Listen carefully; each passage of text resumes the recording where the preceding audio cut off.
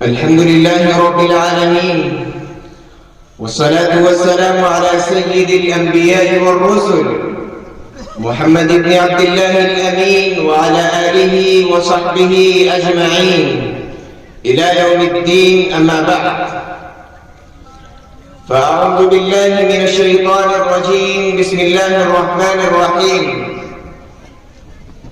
الذين قال لهم الناس إن الناس قد جمعوا لكم فاخشوهم فزادهم إيمانا وقالوا حسبنا الله ونعم الوكيل. وقال تعالى في مقام آخر: الذين إذا أصابتهم مصيبة قالوا إنا لله وإنا إليه راجعون. صدق الله العظيم. مرکز المعارف کے اس باوقار اور پررونق مجلس کے شرکا اور شہنشی پر تشریف فرما اصحاب علم و فضل،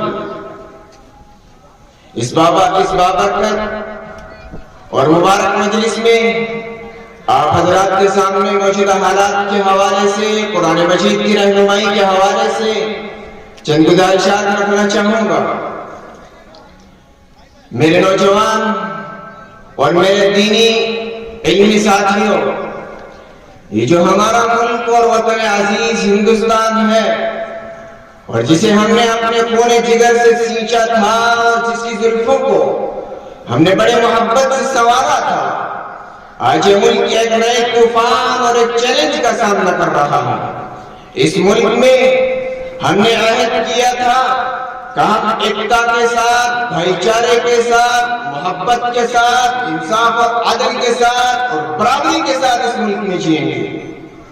لیکن فرقہ پرست طاقتیں اور اس ملک کے قانون پر یقین نہ رکھنے والے، اس کے دشمن، اس بھائی چارے کو، اس ایکتا کو، اس محبت اور پریم اور شانتی کو وہ دیکھنا نہیں چاہتے ہیں. اور یہی وجہ ہے کہ صبح شام کچھ ایسی حرکتیں اور سازشیں کرتے ہیں جس کی وجہ سے اس ملک کی ایکتا کو خطرہ لاحق ہوتا ہے. ہم مسلمان ہیں، اسلام پر ہمیں ستایا جاتا ہے، قوانین بنائے جاتے ہیں، ہماری شریعت میں مداخلت کی جاتی ہے، ہماری عورتوں کو اسلام کے خلاف برگشتہ کرنے کی کوششیں کی جاتی ہیں. اور اب تو نوبت یہ آ گئی ہے کہ ان 25 کروڑ مسلمانوں کو اور ان کے ساتھ بہوجن سماج کے لوگوں کو اور اس ملک کے دلتوں کو دوبارہ غلام بنانے کی کوشش کی جا رہی ہے.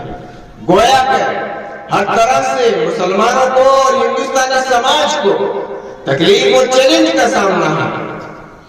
کسی شاعر نے کہا تھا، اور آج کے حالات کے پس منظر میں دیکھیے تو ایک خط اس کا سچا نظر آتا ہے کہ ایک تو زخم نہیں جسم میں سارا چھلنی، ایک تو زخم نہیں جسم میں سارا چھلنی، درد بیچارہ پریشان ہے کہاں سے نکلے.